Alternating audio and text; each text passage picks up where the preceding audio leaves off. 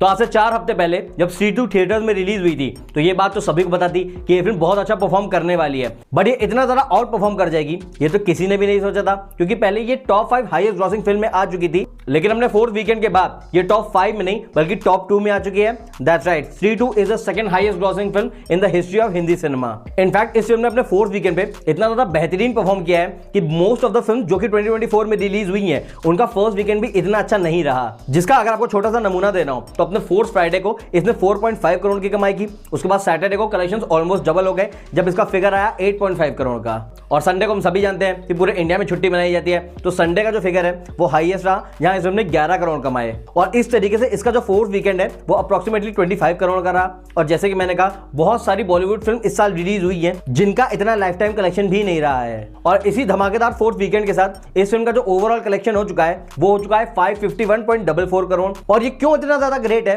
इसका आइडिया आप 4 चीजों से लगा सकते हैं। सबसे पहली चीज तो इस फिल्म में कोई भी बड़ा सुपरस्टार नहीं था। वी ऑल नो कि इस फिल्म में श्रद्धा कपूर और राजकुमार राव लीड रोल्स में थे, जो कि अच्छे एक्टर्स तो हैं, लेकिन ये कोई सेलेबल नेम नहीं है जिनके नाम पे फिल्म 100 या फिर 200 करोड़ कमा ले। Secondly, most of the film जो कि 400 या फिर 500 करोड़ कमाती है, उनके अगर आप बजट देखेंगे तो वो मिनिमम 200 या फिर 300 करोड़ के होते हैं। लेकिन भाई स्ट्रीट टू का हिसाब ऑलमोस्ट गदर 2 जैसा रहा है, क्योंकि दोनों ही फिल्मों के जो बजट है वो सिर्फ 60 करोड़ थे और दोनों ही फिल्मों ने 500 करोड़ से ऊपर की कमाई की। जिसके ऊपर आता है third and the most interesting point कि मैक्सिमम जो भी फिल्में 500 करोड़ से ऊपर कमाती हैं वो ज्यादातर फिल्में सोलो रिलीज होती हैं। वी ऑल नो कि पठान फिल्म भी सोलो रिलीज थी, उसके अलावा जवान भी सोलो रिलीज थी। सिमिलरली कल्कि जिसने इस साल हिंदी में 250 करोड़ से ऊपर और ऑल ओवर इंडिया 600 करोड़ से ऊपर कमाए हैं, वो फिल्म भी सोलो रिलीज थी। लेकिन भाई स्ट्रीट टू एक ऐसी फिल्म है जिसको मल्टीपल फिल्म से क्लैश करना पड़ा है। सबसे पहले तो अक्षय कुमार की फिल्म खेल खेल में थी, उसके अलावा जॉन अब्राहम की वेदा भी सेम डे रिलीज हुई, प्लस साउथ से भी थंगलन, डबल स्मार्ट, ऐसी बहुत सारी फिल्में थी जो कि 15 अगस्त को स्ट्रीट टू को टक्कर दे रही थी। तो ऐसे में अगर इतनी सारी फिल्मों से क्लैश करने के बावजूद भी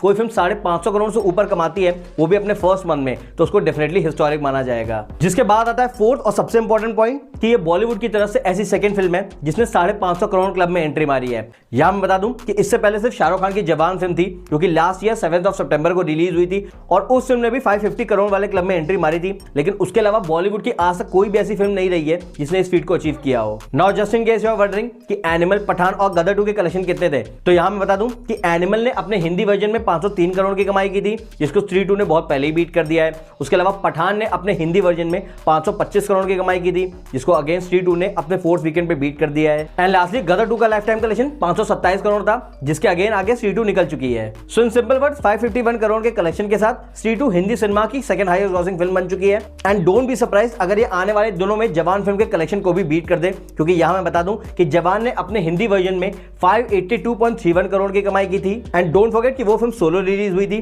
तो क्योंकि स्ट्रीट टू ने 551 करोड़ ऑलरेडी कमा लिए हैं, तो इसका मतलब इसको सिर्फ 30 करोड़ तकरीबन और चाहिए जवान फिल्म को बीट करने के लिए, और सिर्फ 2024 की नहीं बल्कि हिंदी सिनेमा की आज तक की हाईएस्ट ग्रॉसिंग फिल्म बनने के लिए। लेकिन यहाँ एक इंटरेस्टिंग सवाल उठता है कि मैंने हिंदी सिनेमा क्यों कहा और इंडियन सिनेमा क्यों नहीं। तो यहाँ पे मैं आपको बता दूं कि जब जवान फिल्म रिलीज हुई थी तो वो सिर्फ हिंदी में नहीं रिलीज हुई थी, हिंदी के अलावा उसको तमिल और तेलुगु लैंग्वेज में भी रिलीज किया गया था, जिस वजह से जवान का जो ऑल ओवर इंडिया कलेक्शन था वो 640 करोड़ था। तो अभी जो मैंने स्ट्रीट टू की ट्रेंडिंग बताई उसको देखिए, एक चीज तो कंफर्म है कि जवान के हिंदी कलेक्शन को तो बीट कर देगी, लेकिन अभी तक इस बात पे क्लैरिटी नहीं आई है कि क्या ये वाकई जवान के ऑल इंडिया कलेक्शन को बीट कर सकती है। क्योंकि अगर इस एंगल से देखें तो अभी भी स्ट्रीट टू को अप्रोक्सीमेटली 90 करोड़ और चाहिए, और ये डेफिनेटली थोड़ा बहुत मुश्किल होने वाला है, क्योंकि सबसे पहली चीज तो ये फिल्म अपना रन ऑलमोस्ट एग्जॉस्ट कर चुकी है, फिल्म के शोज भी धीरे धीरे कम होते जा रहे हैं, और आने वाले दिनों में कुछ नई रिलीजेस भी होने वाली हैं जो कि डेफिनेटली स्ट्रीट टू को एक बड़ी टक्कर दे सकती हैं। ऑल्दो फिल्म जवान के ऑल इंडिया कलेक्शन को बीट कर पाती है कि नहीं, और अगर नहीं भी कर पाती है तो इस फिल्म का लाइफ टाइम कलेक्शन कितना हो सकता है, इन सभी की बातें next box office analysis video में होंगी।